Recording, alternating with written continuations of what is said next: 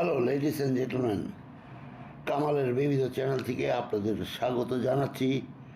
প্রখ্যাত শিকারী এবং লেখক জিম করবেট রচিত নিজেরই শিকার কাহিনী রুদ্রপ্রয়াগের মানুষ খেকো চিতা পর্ব ৮।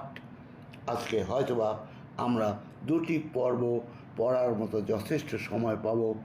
আপনাদের মনোযোগ আকর্ষণ করছি কামালের বিবিধের এই জঙ্গল সাফারি এই চ্যানেলটি আপনি সাবস্ক্রাইব করবেন দয়া করে এবং আমার সাথে থাকবেন। রুদ্রপ্রয়াগের মানুষ খেকো চিতা পর্ব ৮ এবং প্রথম অধ্যায় আজকের সায়ানাইড প্রয়োগ। আমি গ্রামে চলে এলাম। আমি গ্রামে এসে যে খবর পেলাম তাতে দেখলাম আমি যেমনটি অনুমান করেছিলাম সেটি সঠিক। রুদ্রপ্রয়াগ থেকে খবর এসেছে সেখানে গত রাতে মানুষ খেকোটা একজনকে মেরে ফেলেছে। সংবাদ বাহকরা সঠিক ঘটনাস্থলটির কথা বলতে পারল না। আমি যখন ইন্সপেকশন বাংলায় পৌঁছলাম তখন ইপসন নন্দরাম বলে একজনের সাথে কথা বলছে। আমরা গত সন্ধ্যায় যেখানে ছাগলের টোপ নিয়ে বসেছিলাম, নন্দরামের গ্রাম সেখান থেকে 4 মাইল মতো দূরে। গ্রাম থেকে 8 মাইল উঁচুতে একটা গভীর খাদ আছে। সেটার অন্য ধারে গাওয়াইয়া নামে অন্তজ শ্রেণীর একটি লোক ঘর বেঁধে বাস করত। নিজের মা, স্ত্রী এবং 3টি বাচ্চা নিয়ে তার সংসার। গাওয়াইয়ার বাড়ির থেকে সকালে নারী কণ্ঠের কান্না শুনে নন্দরাম জিজ্ঞেস করে জানতে পারে বাড়ির মরদকে খানিক আগে মানুষ খেকো ওই চিতাটা তুলে নিয়ে গেছে। খবর পেয়েই নন্দরাম ইন্সপেকশন বাংলোয় ছুটে চলে এসেছে। ইপসনের আরবি আর ওই ইংরেজ ঘোড়া দুটোর পিঠে চেপে আমরা রওনা হয়ে পড়লাম। নন্দরাম পথ দেখিয়ে নিয়ে যেতে চলল। পাহাড়ে পশু চলার পথ ধরে আমাদের চলতে হচ্ছিল। অসম্ভব আঁকাবাঁকা সে পথ। ঘোড়া দুটোর খুবই কষ্ট হতে লাগলো। সামনের বন্ধুর ও চড়াই পথ অবস্থা বিবেচনা করে ঘোড়া দুটোকে ফেরত পাঠিয়ে দিলাম। বাকি পথটা পায়ে হেঁটেই পার হলাম আমরা। ঘটনাস্থলে পৌঁছে উদ্বিগ্ন 2 নারীর সাথে কথা বলে বুঝতে পারলাম তখনও তারা আশা করছে, তাদের মনে আশা রয়েছে বাড়ির মরদ হয়তোবা এখনও বেঁচে আছে। দরজার যে জায়গা থেকে গাওয়াইয়াকে মানুষ খেকোটা ধরে নিয়ে যায় সে জায়গাটাও আমাদের দেখালো ওরা। চিতাটা গলায় কামড়ে ধরেছিল বলেই গাওয়াইয়া কোনো আওয়াজ করতে পারেনি।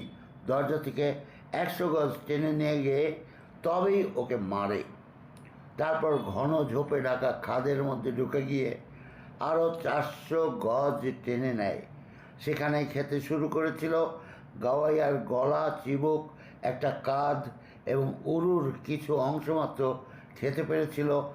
মনে হয় মেয়েদের চেঁচামেচি আর নন্দরামের চিৎকার শুনে বিরক্ত হয়ে শিকার ফেলে চিতাটা চলে যায়।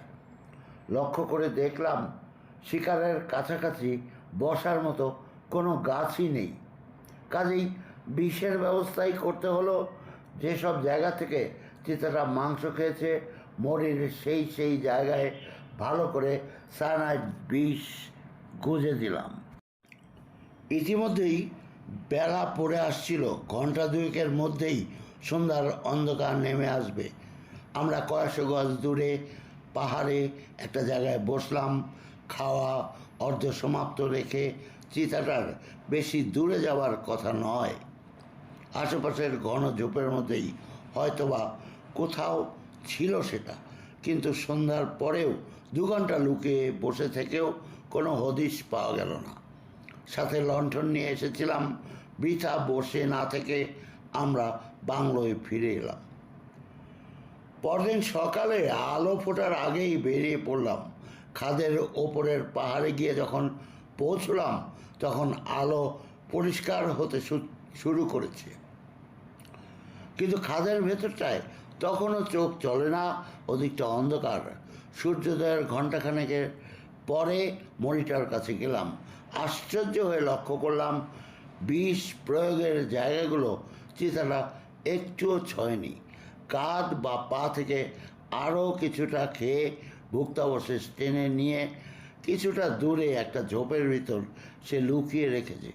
মনিটার ওপরে বসার মতো কাছাকাছি এবারেও কোনো গাছ আমার চোখে পড়ল না, তবে 400 গজ দূরে বসা যেতে পারে।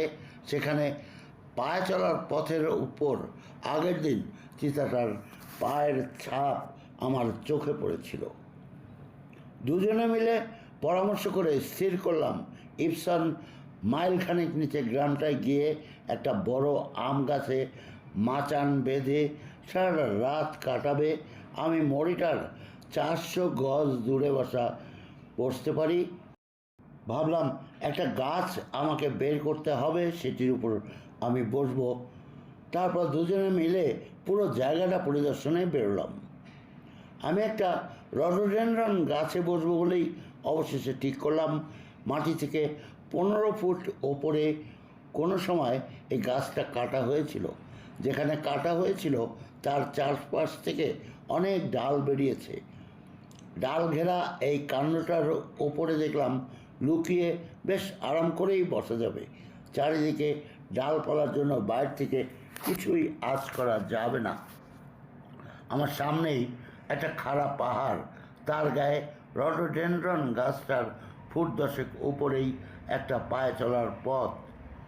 ছোট ছোট বাঁশঝোপ আর ঘন ব্র্যাকেনের মধ্য দিয়ে পূর্ব থেকে পশ্চিমে চলে গেছে রাস্তাটা। পথের রেখা খুব পরিষ্কার। এটা যে বহু ব্যবহৃত একটি পথ তা বোঝা যাচ্ছে। ঝোপটার উপরে উঠলাম আর এই গাছটির উপরে উঠে দেখলাম সামনে রাস্তার গজ 10 পরিষ্কার দেখতে পাওয়া যাচ্ছে। আমার বায়ে এগিয়ে গিয়ে পথটা একটা খাদ পার হয়েছে। সেখান থেকে ঘুরে এসে আমার ডান দিকে 300 গজ দূরে একটা ঝোপের নিচ দিয়ে চলে গেছে।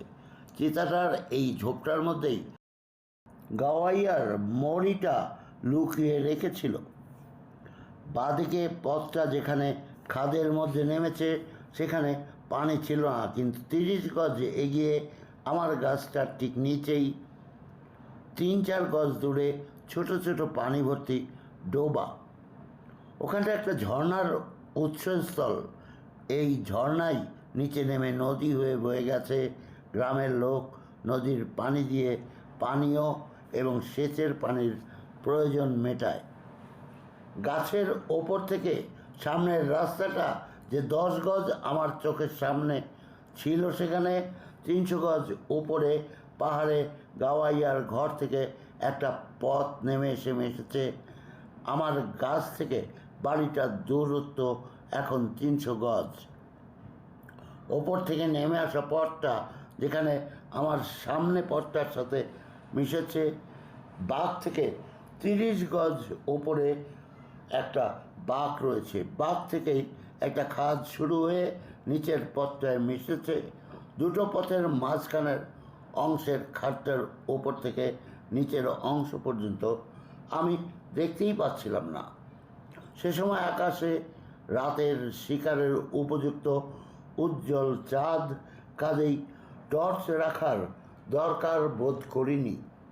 চিতাটার ওপর থেকে নেমে আসা অথবা সমতলের যে কোনো পথ দিয়েই আসবে। আগের দিন সে তাই করেছিল। আমি তাহলে বন্দুকের পাল্লার ভেতরেই তাকে গুলি করার উপযুক্ত একটা সুযোগ পেয়ে যাব। ইরফানকে যে পথে যেতে হবে, কথা বলতে বলতে তার সাথে সেদিকে খানিকটা নেমে গিয়েছিলাম।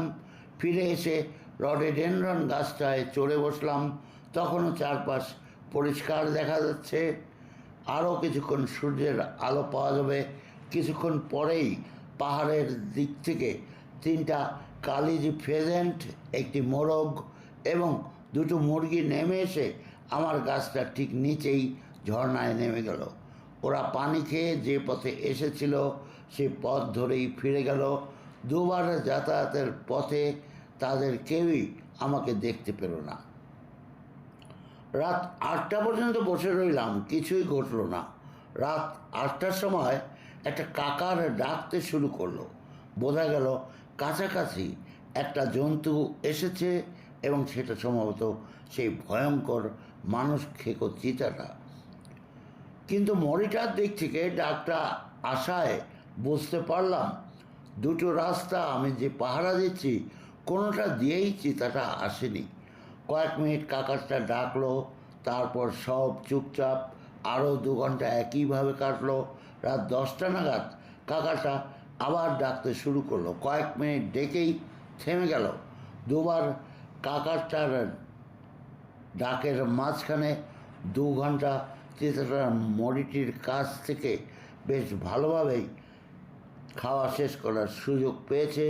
আমার আশা বেড়ে উঠল, কেননা যথেষ্ট সায়ানাইড বড়ি মরিটাতে দেওয়া হয়েছিল যাতে প্রচুর পরিমাণ খাবারের সাথে তার পেটে ওই সায়ানাইড বিষ চলে যায়। উজ্জ্বল চাঁদের আলোয় চারিপাশ এখন পরিষ্কার। আমি স্থির দৃষ্টিতে সামনের পাহাড়ের দিকে তাকিয়ে বসে আছি। আমি বাড়ির রাস্তাটায় কিছু শুকনো পাতা ছড়িয়ে রেখেছিলাম। রাত 2টোর সময় শুনতে পেলাম চিতাটা সেই পথ ধরেই আসছে, কিন্তু তার চলার শব্দটা আমাকে অতিমাত্রায় উল্লাসিত করে তুলল। শুকনো পাতার উপর দিয়ে খুবই অসাবধানে সে হেঁটে আসছে, নিঃশব্দে, চলার কোনো চেষ্টা নেই। বুঝলাম বিষের কাজ শুরু হয়েছে। ওর অবস্থা ক্রমশই খারাপ হয়ে আসছে। আশায় আশায় রইলাম কয়েক সেকেন্ডের মধ্যেই আমি তাকে গুলিবিদ্ধ করতে পারবো। রাস্তার বাঁকে যেখানে খাদটা শুরু হয়েছে সেখানে এসে চিতাটা দাঁড়ালো। রাস্তা ছেড়ে খাদটায় নেমে আবার নিচের রাস্তায় বেরিয়ে এলো। আমার হাঁটুর উপর রাইফেলটা রেখে বেশ ঘন্টা কয়েক একইভাবে বসে আছি। পাশে কোনো শব্দ হয় সে কারণে একটুও নড়াচড়া পর্যন্ত করছি না। আমার ধারণা ছিল ওপরের রাস্তা ধরে এসে আমার সামন দিয়েই চিতাটা যাবে। সে সময় আমি যথেচ্ছা গুলি করে তাকে মেরে ফেলব। ডালপালার আড়াল থেকে এখনই ওর মাথা বেরিয়ে আসবে এই আশা নিয়ে পথের উপর চোখ মেলে রেখেছি। কয়েক সেকেন্ড পার হয়ে গেল। উত্তেজনা ক্রমশই অসহ্য হয়ে উঠছে। এমন সময় শুনতে পেলাম রাস্তা থেকে লাফিয়ে নেমে কোনাকুনিভাবে ওই ভয়ঙ্কর চিতাটা আমার গাছের দিকে এগিয়ে আসছে। পলকের জন্য সন্দেহ হলো কোনো এক রহস্যময় উপায়ে জানোয়ারটা আমার অবস্থানের হদিশ জেনে গেছে। পুরাতন শিকারের স্বাদ ভালো না লাগায় মুখের স্বাদ বদলের জন্য সে নতুন শিকার খুঁজছে। কিন্তু দেখলাম আমাকে ধরার উদ্দেশ্যে ও পথ ছাড়েনি। গাছটার নিচে দাঁড়ালো না, ছোট রাস্তা ধরে ঝর্নার দিকে এগিয়ে গেল। মুহূর্ত কয়েক পরেই তার পানি খাওয়ার শব্দ কানে এলো। জোর শব্দ করে বেশ আগ্রহ নিয়েই পানি খাচ্ছে। পাহাড়ের ওপর থেকে অসাবধান পদক্ষেপে নেমে আসা প্রবল আগ্রহ নিয়ে পানি খাওয়ার শব্দ শুনে আমি ধরেই নিয়েছিলাম তীব্র বিষের প্রতিক্রিয়ায় সে কাবু হয়ে এসেছে। কিন্তু সায়ানাইড বিষ কার্যকর হতে কত সময় নেয় সে সম্বন্ধে আমার পূর্বের কোনো অভিজ্ঞতাই ছিল না। তাই পানি খাওয়ার শব্দ বন্ধ হওয়ার 10 মিনিট পর্যন্ত তার কোনো শব্দই পেলাম না। ধরে নিলাম ঝর্নার কাছে তার মৃতদেহ এলিয়ে পড়েছে। কিন্তু আমি প্রচণ্ডভাবে চমকে উঠলাম যখন শুনলাম ও খাদের ওপরের পাহাড় ধরে উঠে যাচ্ছে। পাহাড়ের চূড়ো ঘেরা রাস্তাটার পৌঁছানো পর্যন্ত তার শব্দ পেলাম। তারপর আবার আগের মতোই চারিদিক নিস্তব্ধ হয়ে গেল। রহস্যময় এই মানুষকেও যখন পাহাড়ের রাস্তা ধরে নামলো, ছোট খাদ ধরে এসে আমার গাছের নিচ পর্যন্ত এলো, তারপর ঝর্ণা দিয়ে ওদিকটায় যেয়ে পানি খেলো, আবার খাদের ওপরে পাহাড়ে উঠে গেল। সমস্ত গতিবিধির আভাস আমি শব্দ থেকেই পেলাম, একবারও চোখে দেখতে পাইনি। এমনভাবে গাছের আড়ালে আড়ালে চাঁদের আলো যেখানে পড়ে না, এমন জায়গা দিয়ে লুকিয়ে লুকিয়ে সে এই চলাফেরার পর্বটা সারল। এটা তার ইচ্ছাকৃত নাকি কোনো দৈবিক ঘটনা বুঝতেই পারলাম না।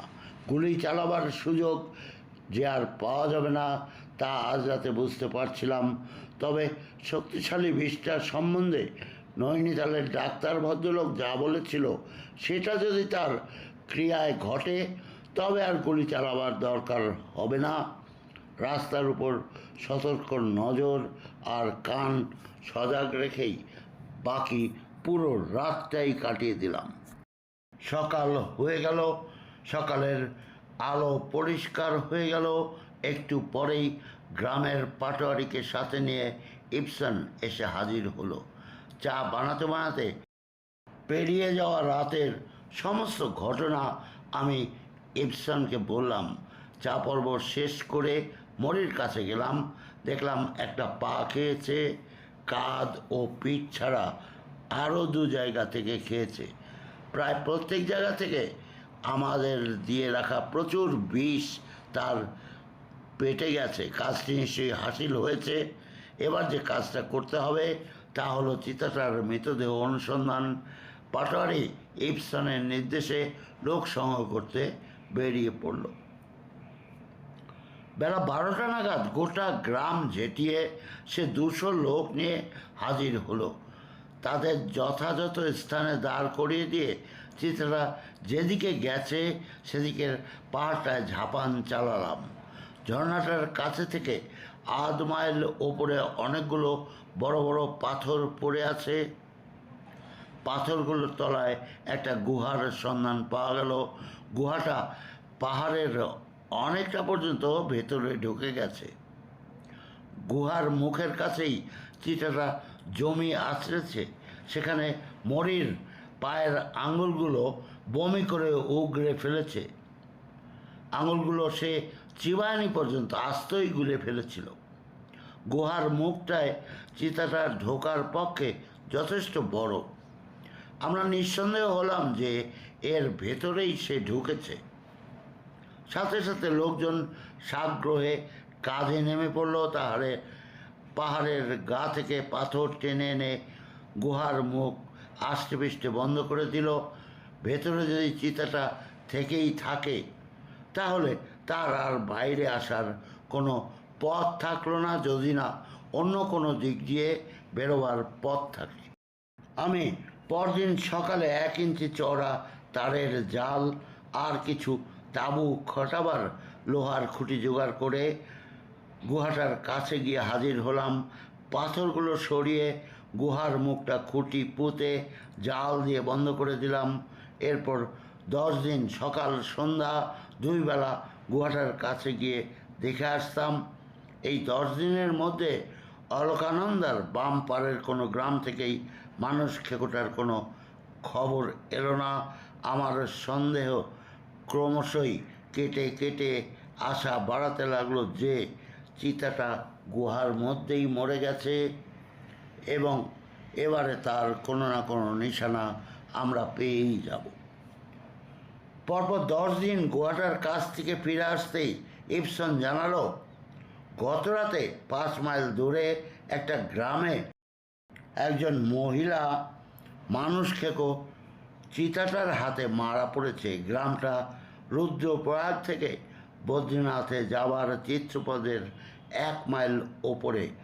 আমাদের সায়ানাইড প্রয়োগের আগে আর্সেনিক এবং স্ট্রিকনিন যথারীতি প্রয়োগ করা হয়েছিল। তা খেয়েও ওই জানোয়ারটা তাহলে বহাল তবিয়তেই আছে। অবাক ঘটনা। এরপর আমরা দেখেছিলাম সায়ানাইডও তাকে কাবু করার মতো যথেষ্ট মারাত্মক ছিল না। সবসময়ই মারাত্মক বেশি দেখা যায় রহস্যজনকভাবে তার শরীরে উত্তেজক পদার্থের কাজ করছে। মরিটার ভেতরে বেশ ভালোভাবে এবং যথেষ্ট পরিমাণে বিষ পুড়ে দেওয়া হয়েছিল। সেই বিষ যে চিতাটা খেয়েছিল এ বিষয়ে আমার মনে কোনো সন্দেহই নেই। গুহাটার মুখের ওপর দিকে পাথর, সেটার পিঠে লোম লেগেছিল দেখেছিলাম। ঢুকবার সময় যে সেটা লেগেছিল তাতে কোনো ভুলই নেই। বিষ খাওয়ার পরে গুহার মুখে খানিকটা উগড়ে দিয়েছিল, তাতে গায়ের আঙুল বেরিয়ে পড়েছিল। এরপর সে ভেতরে ঢুকেই গিয়েছিল, এ বিষয়ে কোনো সন্দেহ ছিল না।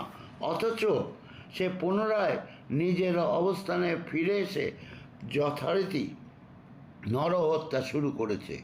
সম্ভাবনাগুলো এই হতে পারে যে হয়তো বিষের পরিমাণ এতটাই বেশি হয়ে গিয়েছিল যে তার কোনো প্রতিক্রিয়াই হয়নি, অথবা দ্বিতীয় কোনো ফাঁক ফোকর দিয়ে সে গুহা থেকে বেরিয়ে আসতে পেরেছিল। গাড়োয়ালে তার হত্যার রাজত্বে মানুষ খেকোটার সাথে পরিচয় আমার মাত্র কয়েক মাস আগে। আমি অনেক কিছুই জানি না। এখানের অধিবাসীরা দীর্ঘ 8 বছর ধরে তাকে অনেক বেশি নিবিড় করে জানার সুযোগ পেয়েছে। তারা জানাসটাকে কেবল একটি চিতাই ভাবে না, অলৌকিক ক্ষমতা সম্পন্ন এক প্রেতাত্মা বলেই তাকে প্রতিপন্ন করছে। সামান্য কয়েক মাসে চিতাটার যে পরিচয় আমি পেলাম, তাতে এই রুদ্রপ্রয়াগ এলাকার মানুষের একটি ধারণা, সেটি হলো অলৌকিক ক্ষমতা সম্পন্ন এক প্রেতাত্মা এই চিতাটি। সেই ভাবনাটিকে আমার অলিক অথবা বাড়াবাড়ি বলে মনেই হলো না। গাড়োয়ালবাসীর ধারণা ছিল চিতাটি একটি দুষ্ট আত্মা এবং আগুন ছাড়া আর কিছু দিয়েই এই দুষ্ট আত্মাকে তাড়ানো বা শেষ করা যাবে না। বন্ধুগণ, শেষ হয়ে গেল জিম করবেট লিখিত রুদ্রপ্রয়াগের মানুষ খেকো চিতা 8 পর্বের প্রথম অধ্যায়। এবার দ্বিতীয় অধ্যায়, আর দ্বিতীয় অধ্যায়টির নাম অল্পের জন্য। বেশিরভাগ সময়েই গুরুত্বপূর্ণ খবরগুলো লোকের মুখে মুখে দ্রুত ছড়িয়ে পড়তে দেখা যায়। গত 10 দিনের মধ্যে গাড়োয়ালের প্রত্যেকেই জেনে গিয়েছিল যে মানুষ খেকোটার উপর তীব্র বিষ প্রয়োগ করা হয়েছে, এবং আমরা মনে করছি তাকে গুহায় বন্দি করে ফেলা হয়ে গেছে। বহু বছর ধরে চিতাটার দৌরত্বের ছাপে সকলেরই জীবনযাত্রা গণ্ডিবদ্ধ হয়ে পড়েছিল। আতঙ্কিত সন্ত্রস্ত মানুষগুলো হাঁপিয়ে উঠেছিল।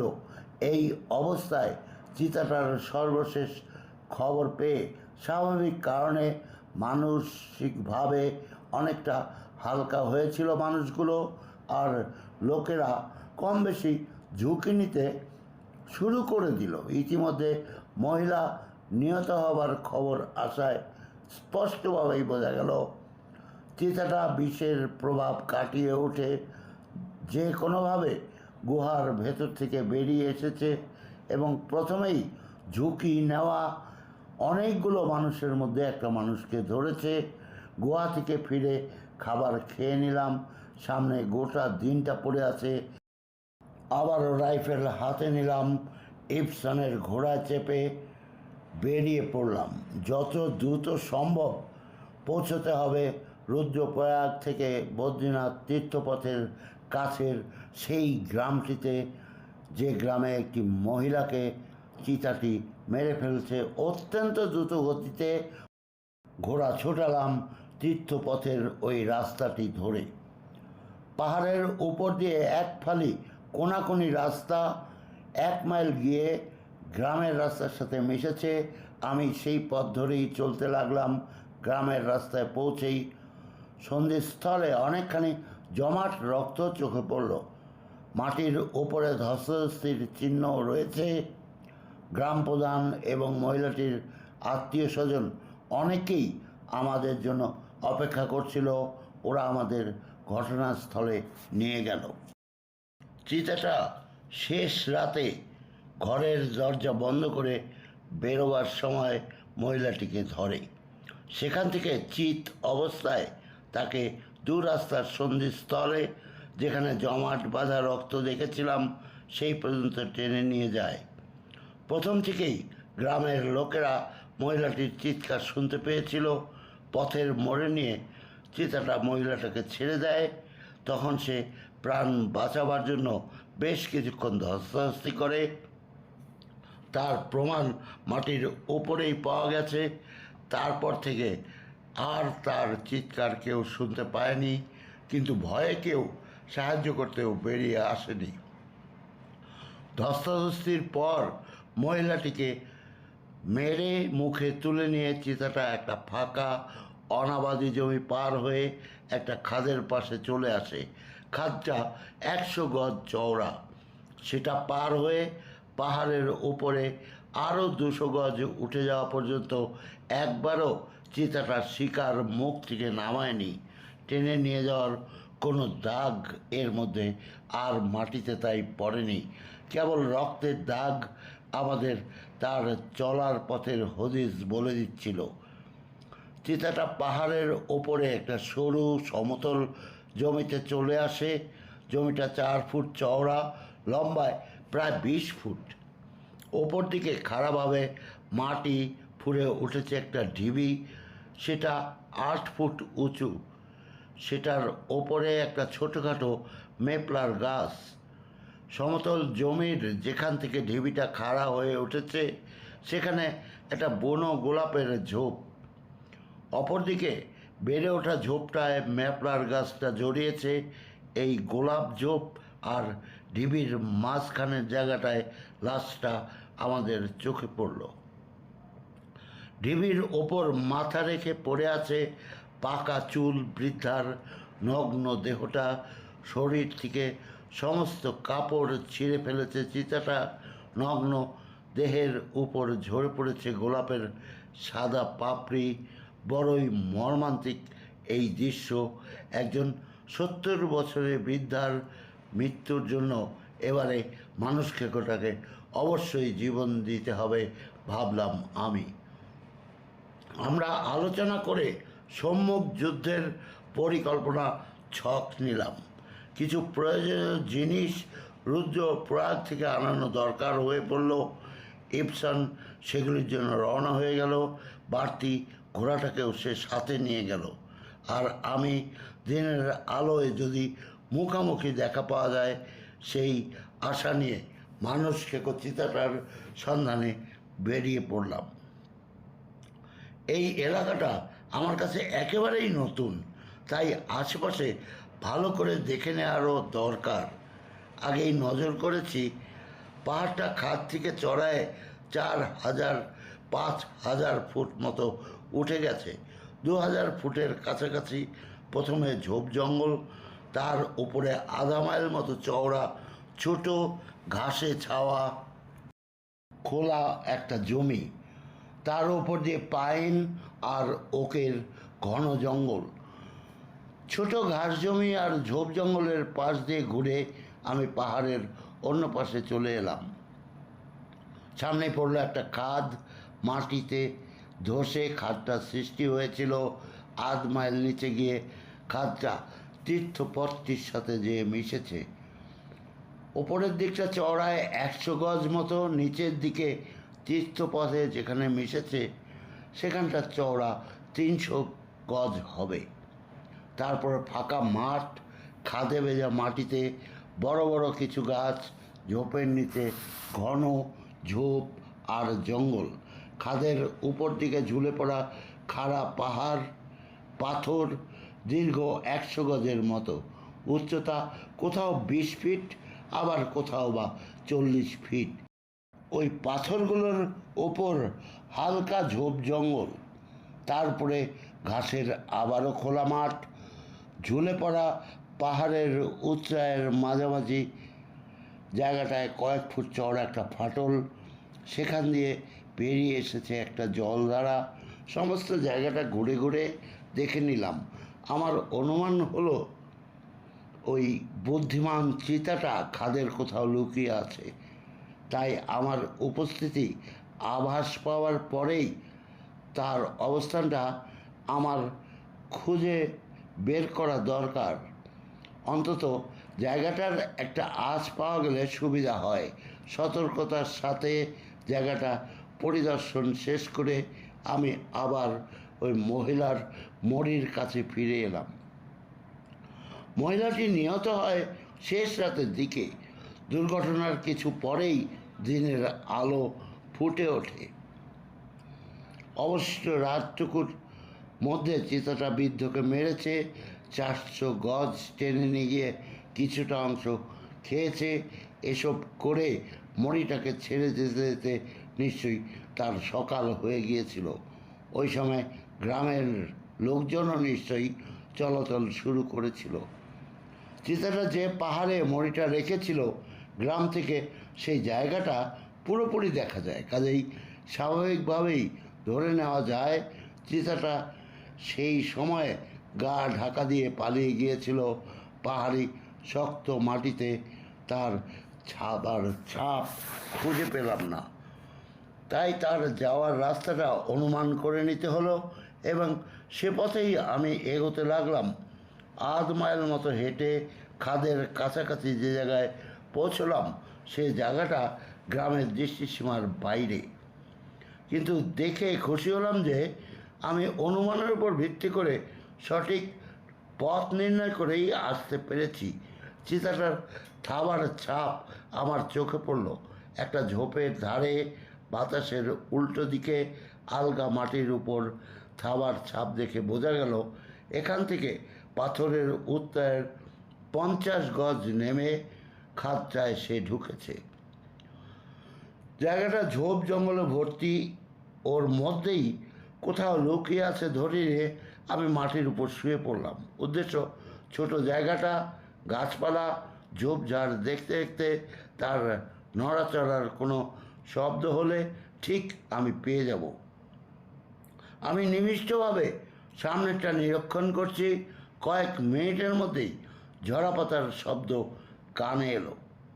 শব্দ অনুসরণ করে দৃষ্টি ফিরিয়ে দেখলাম দুটো সিমিটার ব্যাবলার পাখি পাতা উল্টে শিকার করছে।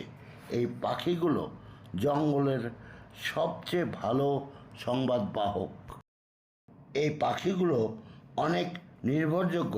মাংসাশী প্রাণীদের সঠিক নির্দেশ জানাতে এরা কখনোই ভুল করে না। পাখি দুটোকে দেখে আমি আশান্বিত হলাম। ঠিক করলাম এদের দুজনকে দিয়েই চিতাটা কোথায় লুকিয়ে আছে তার খোঁজটা বের করব।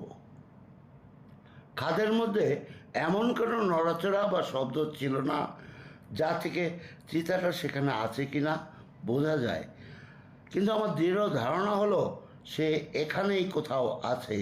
আমি আধ ঘন্টার মতো মাটিতে শুয়ে থেকে উঠে পড়লাম। মুখোমুখি গুলি করার চেষ্টা যখন ব্যর্থ হলো, তখন অন্যদিক থেকে আমাকে চেষ্টা নিতেই হবে। আমি নিশ্চিত যে চিতাটা খাদের মধ্যেই আছে। সেখান থেকে যদি সে খোলা জায়গায় না বেরিয়ে পালাতে চায়, তাহলে দুটো রাস্তা ধরে তাকে পালাতে হবে। একটা হলো উত্তরায় ধরে এগোনো তীর্থপথের দিকে, অন্যটা চড়াই ধরে পাহাড়ের ওপর দিকে। আমার সুবিধা হয় চড়াই ধরে সে উঠে আসে যদি, তাহলে পাথরের ফাটলটার দিকে উত্তরায়ের উপরে যে ঝোপগুলি, সেখানেই আড়াল নেবার সম্ভাবনা বেশি। সে সময় গুলি করার উপযুক্ত সুযোগও পাওয়া যাবে। আমি সিদ্ধান্ত নিলাম চিতাটাকে পাথর বেয়ে তীর্থপথের দিকে নেমে যেতে দেওয়া যাবে না। যেভাবেই হোক পাথরের উপর দিকে ধাইয়ে তাকে এদিকটায় আনতে হবে। যে ঝোপগুলোতে চিতাটা লুকিয়ে আছে বলে আমি অনুমান করেছি, তার একটু নিচ দিয়ে আমি খাটটায় ঢুকলাম।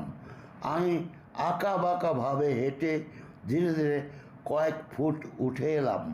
এখান থেকে ফাটলটার উপর চোখ রাখার দরকার ছিল না, কারণ বাবলার পাখি দুটো তার কয়েক ফুট নিচেই অবস্থান করছে। চিতাটা সাড়া পেলে ওরাই আগে চালিয়ে দিবে। খাদ বেয়ে আঁকা বাঁকাভাবে হেঁটে প্রায় 40 গজ মতো উঠে পড়লাম। ফাটলটা আমার 10 গজ ওপরে, খানিকটা ডানে। এমন সময় আচমকায় ব্যাবলার পাখি জোড়া ভয় পেয়ে উঠে গিয়ে একটা ওক গাছের ডালের উপর বসলো। এরপরেই তারা উত্তেজিতভাবে লাফাতে লাফাতে জোরে ডাকতে লাগলো। ওদের স্পষ্ট ডাক পাহাড়ি অঞ্চলে আধা মাইল দূর থেকেও শুনতে পাওয়া যায়। আমি দ্রুতই প্রস্তুত হয়ে দাঁড়ালাম। গুলি চালাবার জন্য রাইফেল তুলে নিশ্চলভাবে দাঁড়িয়ে রইলাম। মিনিটখানেক একইভাবে দাঁড়িয়ে থেকে আবার খুব আস্তে আস্তে সামনে হাঁটতে লাগলাম। চোখ নিবন্ধ রইল ওই ফাটলটার ওপরে। পায়ের নিচে যে জমিটা সেটি ভেজা এবং পিচ্ছিল। আচমকা আমার রবার সোলের জুতো ভেজা মাটিতে পিছলে গেল। আমি টাল সামলাতে সামলাতে দেখতে পেলাম চিতাটা লাফিয়ে ফাটলে উঠে পড়ল, আর ফাটলের ওপরের ঝোপ থেকে কালিজি ফেন্টেজের একটা ঝাঁক আমার মাথার উপর দিয়ে উড়ে গেল। দ্বিতীয়বারের চেষ্টাও নিষ্ফল হলো। এখন ফাটল অবধি গিয়ে চিতাটাকে ধাওয়া করা বৃথা, কেননা ওপর থেকে ফাটলটা যথেষ্ট নিচে এবং অনেকটাই পরিষ্কারভাবে দেখা যায় না। সে জায়গায় পৌঁছবার আগেই চিতাটা আবার খাদ দিয়ে অনেক দূরের পথে নেমে যাবে। দুপুর 2টা নাগাদ খাদের খোলা জায়গাটায় ইপসনের সাথে দেখা হওয়ার কথা। তার কিছু আগেই ও ফিরে এলো। তার লোকজন প্রয়োজনীয় জিনিসপত্র, খাবার, চা আর সেই পুরানো সঙ্গী পেট্রোম্যাক্সটা, 2টো অতিরিক্ত রাইফেল, অনেকগুলো গুলি বারুদ, আমার মাছ ধরার ছিপ, জাতিকল আর সায়ানাইড ট্যাবলেট বয়ে নিয়ে এসেছে। এবার আমি ঠিক করেছি দরকার পড়লে পেট্রোম্যাক্সটা নিজেই বয়ে বেড়াবো, আর যাতে কোনো বেকায়দা পড়তে না হয়। আমার দিনের আহারটা এবং পরবর্তী চা পর্ব আমরা খাদের মধ্যেই একটা স্বচ্ছ নদীর ধারে বসে সেরে ফেললাম। তারপর আবার মনিটরের কাছে ফিরে গেলাম। আমাদের পরবর্তী ঘটনাগুলো বোঝার সুবিধার জন্য আমাদের মনিটর অবস্থান সম্পর্কে একটু বলে নেই। সমতল জমিটা ছিল সরু, চওড়ায় 4 ফুট এবং 20 ফুট লম্বা। এই জমির খাদের দিকের 5 ফুট কাছাকাছি জায়গায় পড়েছিল বৃদ্ধা ওই মহিলার মৃতদেহ, যেটিকে আমরা মরি বলে থাকি। জমিটার ওপর দিয়ে লম্বভাবে অবস্থিত ঢিবিটা, তার নিচের দিকে অসম্ভব খাড়া। সেখানেই গোলাপের ঝোপটার উপর দিকে বেঁটেখাটো মেডলার গাছটা। ঢিবি আর গোলাপ ঝোপের মাঝামাঝি জায়গায় মরিটির অবস্থান। মেডলার গাছটা বসার পক্ষে আদর্শ জায়গা হলেও মাচানের ভার সইবার পক্ষে সে মোটেই উপযুক্ত নয়। তাই ঠিক করলাম বন্দুকের ফাঁদ, বিষ আর জাতিকলের সাহায্য নিয়েই মানুষকে ওটার মোকাবেলা করতে হবে। পরিকল্পনা মতো প্রথমে মরিটায় বিষ প্রয়োগ করলাম। দ্বিতীয়বার চিতাটা যথেষ্ট পরিমাণে আহার করার চেষ্টা করবে, কেননা সময়ের অভাবে প্রথমবারে মরিটার অল্প অংশই সে খেয়েছিল। তাই যাতে অল্প সময়ের মধ্যে বিষক্রিয়ায় কাবু হয়ে পড়ে, সেই উদ্দেশ্যে মরির খাওয়া অংশের ভেতরে বিষ ঢুকিয়ে দিলাম। এরপর যে জায়গায় দাঁড়িয়ে চিতাটার খাবারের মুখ দেবার সম্ভাবনা, আমি সেই জায়গাটায় দাঁড়ালাম। ইপসন আমার দিকে চোখ রেখে ওর হালকা ঘোড়ার 265 ম্যানলিকার এবং আমার 540 হাই ভেলোসিটি রাইফেল দুটো গাছের ডালে শক্ত করে বাঁধল। গাছটার 2টো ডাল ঝুঁকে আছে। আমরা যেই দিক দিয়ে মরিটার কাছে যাব সেদিকেই। জায়গাটার অবস্থান এমন যে কোনো দিক থেকেই চিতাটার আসার সুবিধা রয়েছে। বাধা পাওয়ার মতো কোনো দিকেই কিছু ছিল না। আমি ওকে যেখানে দেখেছিলাম সেখান থেকেই আসতে হলে তাকে 15 ফুটের মতো সমতল জমির উপর দিয়েই আসতে হবে। সেই আন্দাজে সেই জমিতেই জাতিকলটা পুঁতবার ব্যবস্থা করলাম। আগে জমির উপর থেকে শুকনো পাতা, ছোটো কাঠকুটো, ঘাস তুলে সরিয়ে দিলাম। তারপর লম্বা চওড়া মাপ মতো গভীর করে গর্ত করলাম। খুঁড়ে তোলা মাটি দূরে সরিয়ে দিলাম। গর্তে কলটা বসিয়ে দুজনে মিলে স্প্রিংয়ে চাপ দিয়ে চোয়াল দুটো ফাঁক করলাম। পরে যে প্রেসটা ট্রিগারের কাজ করে সেটাকে এমনভাবে নিয়ন্ত্রণ করলাম যাতে সামান্য স্পর্শমাত্রই চোয়াল দুটো ঠিকরে ওঠে। ঠিকভাবে মাটিতে বসানো হয়ে গেলে কিছু সবুজ পাতা দিয়ে ঢেকে তার উপর এক প্রস্থ মাটি ছড়িয়ে দিলাম। তারপর মাটি, শুকনো পাতা, ঘাস, কাঠ কুটো ইত্যাদি মিলে জায়গাটা আগে যেমন ছিল সেভাবেই সাজিয়ে দিলাম। এমন নিখুঁতভাবে কলটা পাতা হলো যে আমরা নিজেরাই সেটার সঠিক অবস্থানটি খুঁজেই পাচ্ছিলাম না। আমার মাছ ধরার সুতোর কাটিতে ছিল শক্ত রেশমের নতুন সুতা। সেই সুতা বের করে তার একটা দিক বাঁধা হলো একটা রাইফেলের ঘোড়ায়।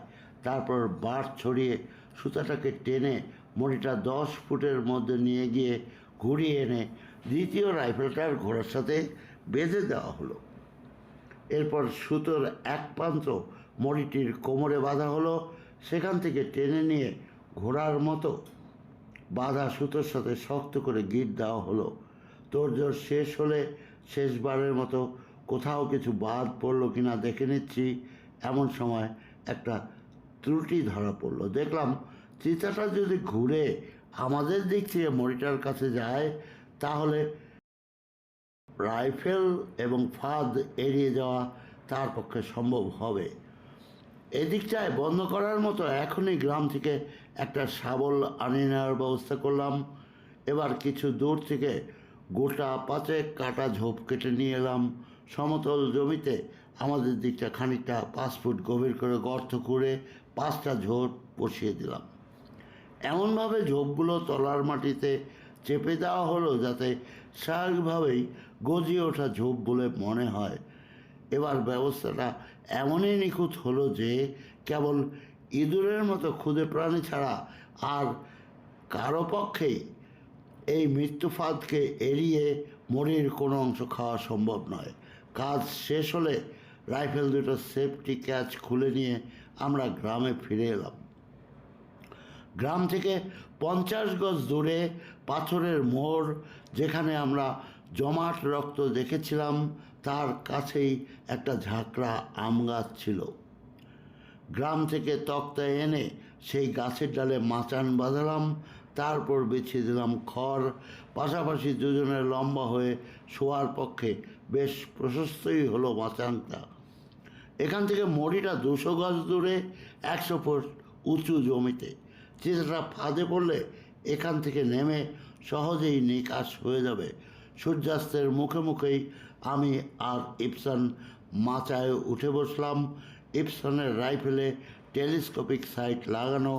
তার ভয় এটা দিয়ে তার নিশানা নির্ভুল হবে না, সেই জন্য কাপ খুলে একজোড়া শক্তিশালী ফিল্ড গ্লাস বের করে নিল।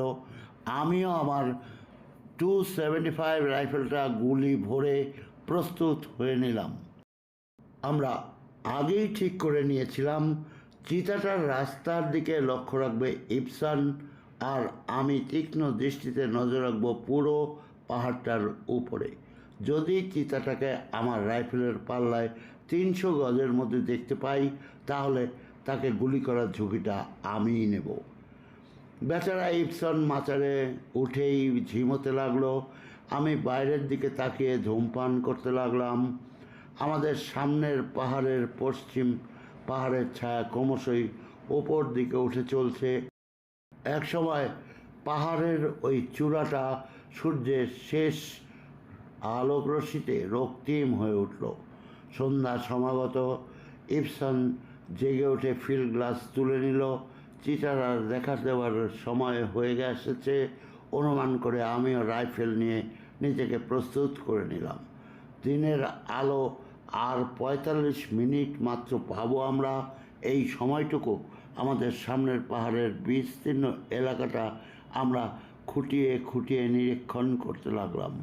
আমি ভাগ্যবান যে আমার মতো চোখ মাত্র কয়েকজনই ভাগ্যক্রমে পেয়ে থাকে। সেই চোখ দিয়ে মাচাং থেকে সামনের প্রতিটি ফুট আমি খুঁটিয়ে দেখলাম। ইবসন দেখতে লাগলো তার ফিল্ড গ্লাস দিয়ে, কিন্তু সন্দেহ করার মতো কিছুই চোখে পড়ল না। গুলি চালাবার মতো আলো যখন আর রইল না, আমি রাইফেল নামিয়ে নিলাম। ইবসন তার ফিল্ড গ্লাস খাপে ভরে রাখলো। চিতাটাকে মারার যে 4টা সুযোগ আমাদের সামনে ছিল, তার একটা সুযোগ নষ্ট হলো। এবার বিশেষ করে ফাঁদ ও জাতিকলের আয়োজন অটুট রয়েছে। আমরা বিন্দুমাত্র উদ্যম হারালাম না, কিন্তু ভাগ্যের এমনই নির্মম পরিহাস যে কিছুক্ষণের মধ্যেই আমাদের ব্যর্থতা সম্পর্কে নানান চিন্তা আমাদের মাথায় জড়ো হতে শুরু করে দিল। অন্ধকার নেমে এলো, আর একটু পরেই শুরু হলো বৃষ্টি। হতাশ কণ্ঠে ইবসনকে ফিসফিস করে বললাম, বৃষ্টির ফলে ফাঁদের আয়োজনটা অনেকটাই পণ্ড হতে পারে, কেননা যেখানে সূক্ষ্মভাবে ট্রিগার টেনে নিমন্ত্রণ করেছিলাম, বৃষ্টির পানির বাড়তি ওজন তার উপর পড়লে কলের চোয়াল বন্ধ হয়ে যাবার সম্ভাবনা। বিপদ আরও ছিল। মাছ ধরার সুতো পানিতে ভিজে কুঁকড়ে যেতে থাকলে সুতোর টানে রাইফেলের হালকা ঘোড়া ছোট হয়ে যেতে পারে। ইবসন আমার কথার কোনোই জবাব দিল না, কেবল সে সময়টা এখন কত তা জানতে চাইল। আমার কবজিতে লুমিনাস ঘড়ি, সময় দেখলাম রাত 8:15। এখনও বৃষ্টি অনবরত ঝরছে। এই সময় চারপাশের নিস্তব্ধতা খান খান করে দিয়ে মনিটর দিক থেকে পরপর হিংস্র ও ক্রুদ্ধ গর্জন ভেসে এলো। আমি বুক ভরে নিঃশ্বাস নিলাম। রুদ্রপ্রয়াগের মানুষকে চিতাটাকে এতদিনে শেষ পর্যন্ত আটকানো সম্ভব হলো। ইবসন হুড়মুড় করে তারের জাল দিয়ে ঘেরা মাচান থেকে নিচে নামিয়ে পড়ল। হাত পা ভাঙার ভয়ে আমি লাফ দিয়ে নিচে নামতে পারলাম না। ডাল ধরে নেমে এলাম। পেট্রোম্যাক্সটা লুকিয়ে রেখেছিলাম একটা মিষ্টি আলুর ক্ষেত। গাছ থেকে নেমেই ইবসন সেটা জ্বালাতে বসলো। সন্দেহ আর অনিশ্চয়তার ভাবনা আমার মাথায় ঘুরপাক খাচ্ছিল। এই সময় ইবসনকে আমার মনের কথা না জানিয়ে পারছিলাম না। ইবসন একজন আশাবাদী মানুষ, কারণেই সে আমাকে মুখের উপর শুনিয়ে দিল, বড্ড নৈরাশ্যবাদী তুমি। কয়েক ফোঁটা বৃষ্টি পড়ল, অমনি ভাবতে বসলে জাতিকলটা বন্ধ হয়ে যাবে, রাইফেলটা চোট খেয়ে যাবে। এখন চিতাটা আর কোনো শব্দ করছে না বলে ভাবতে শুরু করেছ ওটা ফাঁদ থেকে পালিয়েছে। এই আশঙ্কাগুলো সত্যি আমাকে অনেক পীড়া দিচ্ছিল। আগে একবার যখন চিতাটাকে ফাঁদে ফেলেছিলাম, সেটা তখন ক্রমাগতই গর্জন করছিল, কিন্তু এখন একবারে মাত্র চিতাটার ক্রোধপূর্ণ গর্জন শোনা গেল। এরপরে সবই নিস্তব্ধ হয়ে আছে। আমরা মহা উৎসাহে মাচান থেকে নেমে এসেছি বটে, কিন্তু স্তব্ধতার ইঙ্গিত শুভ বলে মনে হলো না। খুব অল্প সময়ের মধ্যেই দক্ষ হাতে ইবসন পেট্রোম্যাক্স জ্বালিয়ে পাম্প করে ফেলল। সেটা হাতে নিয়ে শক্ত জমির উপর দিয়ে ছুটে চললাম আমরা। প্রথমবারের গর্জন ও চিৎকারের পর চিতাটার আর কোনো শব্দ শুনতে না পায় ইবসনও এবার সন্দিহান হয়ে পড়েছে। তবুও আমরা ক্রুদ্ধ আক্রমণের কথা ভেবে কিছুটা ঘুরে ওপর দিকে মনিটর কাছে গেলাম। এতে অবশ্য রাইফেলের ঘোড়ায় বাঁধা সুতাগুলোকে এড়ানো গেল না। ঢিবিটির উঁচু পাড় থেকে নিচের জমিটার গর্তটা পরিষ্কার দেখা গেল, কিন্তু জাতিকলটা সেখানে নেই। ধপ করে আবার আমাদের আশা এবার মাথায় খেলে গেল। আলোটা মাথার উপর ভালো করে উঁচু করে ধরার পরেই চোয়ালবদ্ধ এবং শূন্য কলটা আমাদের চোখে পড়ল। ঢিবিটার ঢালে অন্তত 10 গজ নিচে পড়ে আছে। মড়িটাও জায়গা নাড়া হয়ে গেছে। দেখা গেল সেটা বেশ কিছুটা অংশ খাওয়াও হয়েছে। দুঃসহ এক তিক্ততায় আমাদের মন ভরে উঠল। হতাশা ও বিরক্ত নিয়ে আমি আবার আম গাছের মাচানে ফিরে এলাম। ইবসন এলো পিছে পিছে। জেগে থাকার আর কোনো প্রয়োজন ছিল না। মাচানের উপর শরীর টান টান করে লম্বা হয়ে শুয়ে পড়লাম। সে রাতটা ভীষণ ঠান্ডা ছিল। এতক্ষণ উত্তেজনায় তার বোধ বিশেষ কিছু ছিল না। এবার কিছু দিয়ে শরীর ঢাকার প্রয়োজন বোধ করলাম। বিছানাপত্র কিছুই ছিল না, তাই শরীরের উপরে এক গাদা খড় চাপা দিয়ে ঘুমিয়ে পড়লাম। খুব ভোরেই মাচান থেকে নেমে আগুন জ্বেলে হাত পা সেঁকতে সেঁকতে পরপর কয়েক কাপ চা খেলাম। এরপর পাটোয়ারি, আমার লোকজন এবং কিছু লোককে নিয়ে গ্রামের মরিটার কাছে গেলাম। এরা সকলেই সেদিন সাথে ছিল বলেই এরপরের কথাগুলো আমি সহজভাবে বলতে পারছি। যদি ঘটনাচক্রে একা মরিটার কাছে যেতে হতো তাহলে এই কথাগুলো বলতে আমি ইতস্তত বোধ করতাম। যেভাবে তিনটা ফাঁদ পাতা হয়েছিল তাতে বৃদ্ধার হত্যাকারী ধরা পড়া কিংবা মৃত্যু ছিল অনিবার্য। বনের পশু না হয়ে সে যদি কোনো পিশাচও হতো তাহলে আমাদের জোগাড় যন্ত্র লুকিয়ে দেখতে পেত। তাহলেও তার পক্ষে এই ফাঁদ এড়ানো খুব একটা সহজ হতো না। অথচ সে ধরা পড়েনি, বিষক্রিয়ায় তার মৃত্যুও হয়নি। গোটা ব্যাপারটা যখন পর্যবেক্ষণ করে মনে মনে জানোয়ারটার গতিপতি সাজালাম তখন স্তম্ভিত না হয়ে পারলাম না। চিতাটা যেদিক থেকে আসবে বলে আমরা ধরে নিয়েছিলাম সেদিক থেকেই সে এসেছিল। সমতল জমিটার যেদিকে তার জন্য শক্ত করে কাটা ঝোপ পুঁতে দিয়েছিলাম সেদিক থেকেই সে মরিটার দিকে আসে। যথারীতি সে বাধা পায়। তখন যাওয়ার রাস্তা বের করার জন্য তিনটা ঝোপ টেনে তুলে ফেলে। তারপর মরিটাকে ধরে আশ্চর্যজনকভাবে রাইফেলের দিকে ফুটখানেক টেনে নিয়ে আসে। এর ফলে ট্রিগারে বাঁধা সুতোগুলো ঢিলে হয়ে যায়। আরও আশ্চর্য যে খাওয়ার সময় মহিলাটির কোমরে জড়ানো সুতোটির ছোঁয়া বাঁচিয়েই সে খেয়েছে। মোড়ের মাথায় ও ঘাড়ে বিষ দেওয়ার কথা আমাদের মনে হয়নি। চিতাটা প্রথমে সেই দিকটাই খেয়েছে। এরপর বিষ দেওয়া জায়গাগুলির মাঝখান থেকে বাকি অংশটুকু খেয়ে নিয়েছে। বৃষ্টির মধ্যেই সে আহার পর্ব সেরেছে। পরে বৃষ্টির থেকে আশ্রয় নেওয়ার জন্য আমাদের পুঁতে দেওয়া ঝোপঝাড়গুলোর দিকে যেতে থাকে। সে সময় আমি যে ভয়টা করেছিলাম তাই ঘটে। বৃষ্টির পানি পড়ে সূক্ষ্মভাবে নিয়ন্ত্রিত কলে বাড়তি ওজনের সৃষ্টি করে। তাতে ট্রিগারটা এবং প্লেটটা নেমে গিয়ে স্প্রিংগুলি আলাদা হয়ে যায়। সে সময় এই ব্যাপারটা ঘটে। ঠিক সেই সময় চিতাটা বৃষ্টির থেকে মাথা বাঁচানোর জন্য কলটাকে ডিঙিয়ে যাচ্ছে। কলের চোয়াল দুটো লাফিয়ে উঠে তার পেছনের পায়ের হাঁটু আঁকড়ে ধরে। এতে চিতাটার রেহাই পাওয়ার কথা নয়, কিন্তু সে পেয়েছিল। আর এটাই হলো আমাদের সবচেয়ে বড় আফসোসের বিষয়। রুদ্রপ্রয়াগ থেকে কলটা বয়ে আনার সময় বাহকরা মাটিতে ফেলে দিয়েছিল।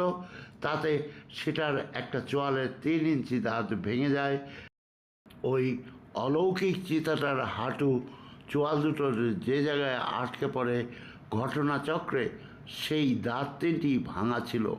অন্য দাঁতগুলো ঠিকভাবে কাজ করলেও ভাঙা দাঁতের জায়গাটা ফাঁক থেকে যায়। এই দাঁতটা যদি ঠিক থাকতো চিতাটা তাহলে ওই 80 পাউন্ড ওজনের কলটাকে গর্ত থেকে তুলে নিতে পারতো না। পাহাড়ের গা দিয়ে 10 গজ নিচে পর্যন্ত সেটাকে টেনে নিয়ে সে শরীর থেকে ঝেলে ফেলতে সক্ষম হয়েছিল। আমরা যখন কলটাকে তুলে আনি তখন দাঁতগুলোর ফাঁকে লেগে আছে কেবল একগোছা লোম, সামান্য এক টুকরো চামড়া। এই টুকরোটুকু অবশ্য এ ঘটনার অনেক পরে ঠিক ঠিক জায়গায় লাগাতে পেরেছিলাম এবং খুব আনন্দ পেয়েছিলাম। মানুষ খেকো চিতাটার এই আচরণ অবিশ্বাস্য মনে হলেও খুব যে অস্বাভাবিক ছিল তা কিন্তু নয়। যে পশু দীর্ঘ 8 বছর ধরে মানুষের সাহচর্য থেকে মানুষ খেয়ে ফিরছে, তার আচরণ গতিবিধি এমন হওয়া কিছুমাত্রই বিচিত্র নয়, কেননা তার ধূর্ততা অভিজ্ঞতা দিনে দিনেই বৃদ্ধি পাচ্ছিল। খোলা জমি এড়িয়ে চলা, গা ঢাকা দিয়ে মরির কাছে এগোনো, রক্তের দাগ বরাবর কাটা ঝোপ সরিয়ে ফেলা, সুবিধাজনক স্থানে মরি টেনে নেওয়া, তার উপর সায়ানাইডের তীব্র গন্ধের পূর্ব অভিজ্ঞতা থাকায় মরির বিষ দেওয়া অংশগুলি বাদ দিয়ে খাওয়া মানুষ খেকো বলেই তার পক্ষে ছিল এগুলি খুবই স্বাভাবিক ঘটনা। চিতাটা যে সময়ে কল ডিঙিয়ে যাচ্ছে ঠিক সেই সময় বাড়তি পানির চাপে কলের চোয়াল বন্ধ হওয়ার ঘটনা নিতান্তই আকস্মিক, তাতে কোনো সন্দেহ নেই। কিন্তু হাঁটু থেকে কলটাকে খুলে ফেলার যে ব্যাখ্যা আমার মনে হয়েছে সেটা সঠিক বলেই আমার বিশ্বাস। এরপর আত্মীয়রা বৃদ্ধার দেহাবশেষের দাহ কার্যের জন্য নিয়ে যাওয়া পর্যন্ত আমরা সেখানে অপেক্ষা করলাম। এরপর আমি আর ইপসন হেঁটে রুদ্রপ্রয়াগ রওনা দিলাম। আমাদের লোকজন পরে আসবে বলে প্রস্তুত হতে লাগলো। চিতাটার পরবর্তী গতিবিধিও আমাদের অজানা ছিল না। বৃষ্টি দেওয়া মাটির উপর তার পায়ের ছাপ আমাদের তা পরিষ্কারভাবে জানিয়ে দিয়েছিল। রাতে কোনো এক সময় চিতাটা আম গাছের কাছেও এসেছিল, হয়তোবা সে সময় আমরা গভীর নিদ্রামগ্ন। পথের মোড়ে জমাট রক্তটুকু বৃষ্টির পানিতে ধুয়ে যায়, সেখানে থাবার ছাপ দেখতে পেয়ে আমরা অনুসরণ করেছিলাম। সেখান থেকে চিতাটা নেমে তীর্থপদের দিকে চলে গেছে। তারপর পায়ে চলার পথ ধরে 4 মাইল হেঁটে ইন্সপেকশন বাংলোর গেট পর্যন্ত গেছে। সেখানে একটা থামের তলায় মাটি আছড়ে ফিরে রাস্তায় এসে নামে। এরপর 1 মাইল হেঁটে গিয়ে আমার এক পুরানো বন্ধু মালবাহকের ছাগলের পালের একটা ছাগলকে সে হত্যা করে। পৃথিবীর যে কোনো প্রান্তে যে কোনো শিকারীর পক্ষে যে কথা প্রযোজ্য তা হলো নৈরাশ্য তাদের হতোদ্যম করে না, বরং সংকল্প সাধনে আরও দৃঢ়চিতা করে তোলে। স্বভাবতই এতগুলো অকৃতকার্যতার নৈরাশ্য আমাকে সংকল্প থেকে অতটুকু টলাতে পারেনি। আমি পূর্ণ মনোবল নিয়ে কাজ চালিয়ে যাওয়ার সিদ্ধান্ত নিলাম এবং সেই পরম দিন বা রাতের প্রতীক্ষায় রইলাম যেদিন বিষ বা ফাঁদের সাহায্য পরিত্যাগ করে আমার হাতের রাইফেলের সদ্ব্যবহার করার সুযোগ পাব। আমি নিশ্চিত আমার রাইফেলের অব্যর্থ লক্ষ্যের গুলি এই রুদ্রপ্রয়াগের ভয়ঙ্কর মানুষ খেকো চিতাটার দেহ বিদ্ধ করবে। মাই ডিয়ার ফ্রেন্ডস, শেষ হয়ে গেল আজকের গল্প পঠন। জিম করবেট লিখিত রুদ্রপ্রয়াগের মানুষ খেকো চিতা পর্ব 8। পর্ব 9 নিয়ে আগামী সোমবার সকাল 10টায় আপনাদের সাথে আবারও দেখা হবে। আমার চ্যানেল কামালের বিবিধ অনুগ্রহপূর্বক সাবস্ক্রাইব করবেন, আমার সাথে থাকবেন। আপনাদের অশেষ ধন্যবাদ।